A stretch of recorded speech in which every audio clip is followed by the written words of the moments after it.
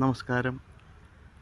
ഗീതം യൂട്യൂബ് ചാനലിലേക്ക് നിങ്ങൾക്ക് വീണ്ടും സ്വാഗതം.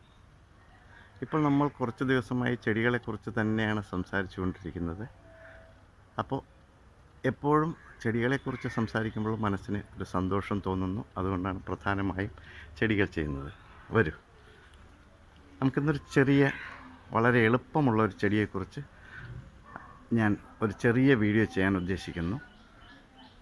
മറ്റൊന്നുമല്ല, ഒരുപാട് ലെങ്തി ആയിട്ടുള്ള ഒരു വീഡിയോ എടുക്കുമ്പോഴത്തേക്ക് എല്ലാവർക്കും സമയം ഒത്തിരി വേസ്റ്റായി പോകുമെന്ന് എനിക്കും തോന്നുന്നുണ്ട്.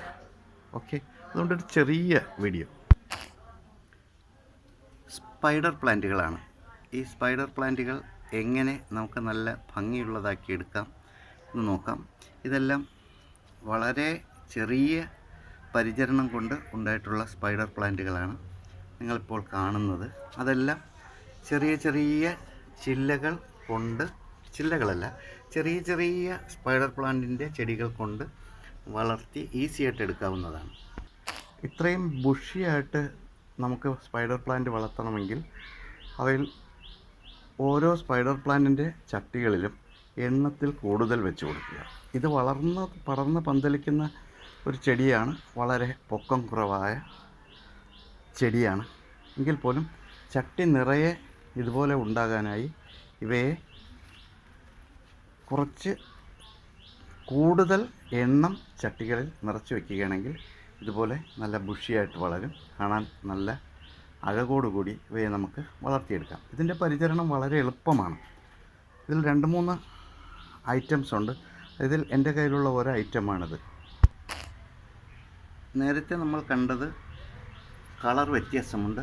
ഇത് ഒരല്പം ലൈറ്റ് ഗ്രീനിഷ് ആയിട്ട് ഞാൻ വളർത്തിയെടുക്കാൻ വേണ്ടി വെച്ചിരിക്കുന്ന സ്പൈഡർ പ്ലാന്റാണ്. ഓക്കെ,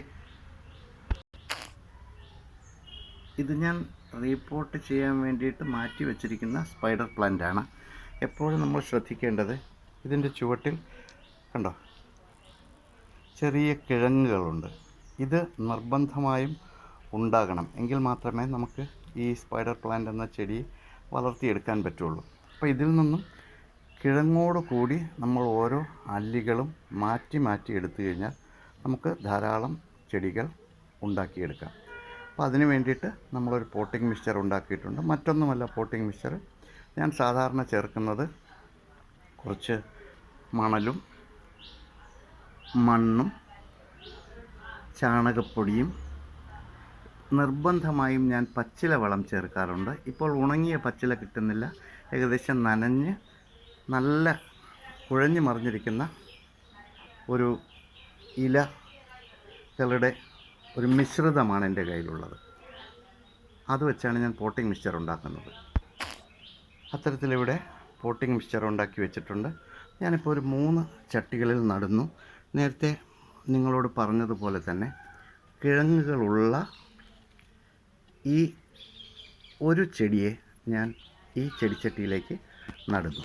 അധികം പരിചരണമൊന്നും വേണ്ട. ഇടയ്ക്കൊന്ന് വളം ചെയ്യുന്നത് നന്നായിരിക്കും. അതൊരു 3 മാസം കൂടുമ്പോൾ ലേശം ചാണകപ്പൊടി എന്തെങ്കിലും കിട്ടുകയാണെങ്കിൽ അത് നിങ്ങൾ ഇതിൻ്റെ ചുവട്ടിൽ വയ്ക്കുക. അതോടൊപ്പം തന്നെ ഇതിനെ ഒരല്പം വെയിലത്ത് വെച്ചാൽ ഈ ഇലകൾക്ക് ഫോട്ടോസിന്തസിസ് പെട്ടെന്ന് നടക്കുകയും അത് ധാരാളം ചെടികളെ നമുക്ക് തരികയും ചെയ്യും. അപ്പോൾ നടുമ്പോൾ എപ്പോഴും ശ്രദ്ധിക്കുക, ഈ കിഴങ്ങുകളെ കളയരുത്. ഇത് തന്നെ ഈ ചട്ടിയിലേക്ക് നിരത്തി വയ്ക്കുക.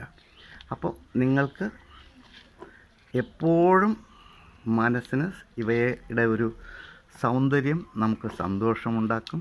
ആയതിനാൽ സ്പൈഡർ പ്ലാന്റുകൾ വയ്ക്കുന്നവർ നിരത്തി വയ്ക്കാൻ ശ്രമിക്കുക. ഇതിങ്ങനെ വരിയായി നിൽക്കുന്നത് കാണാനാണ് നല്ല ചന്തം. ഇതിപ്പം ഞാൻ 2 ചട്ടികളിൽ നട്ടിട്ടുണ്ട്. നിങ്ങളും ഇതുപോലെ സ്പൈഡർ പ്ലാന്റ് ഉണ്ട് എങ്കിൽ ഒരു ചെറിയ ചില്ല മതി. അവയെ നമുക്ക് ചെറിയ ചെറിയ ചട്ടികളിൽ നടാം. വലിയ ചട്ടികളിൽ നട്ടാൽ കുറേ എണ്ണം കൂടുതൽ നടുകയാണെങ്കിൽ ചട്ടി നിറഞ്ഞു വരും. നിങ്ങളും ഇത്തരത്തിലൊരു പരീക്ഷണം നടത്തുക. സ്പൈഡർ പ്ലാന്റുകൾ നല്ല ഭംഗിയായി വീടിൻ്റെ മുറ്റത്ത് തന്നെ നമുക്ക് വളർത്താവുന്നതാണ്. Thank you.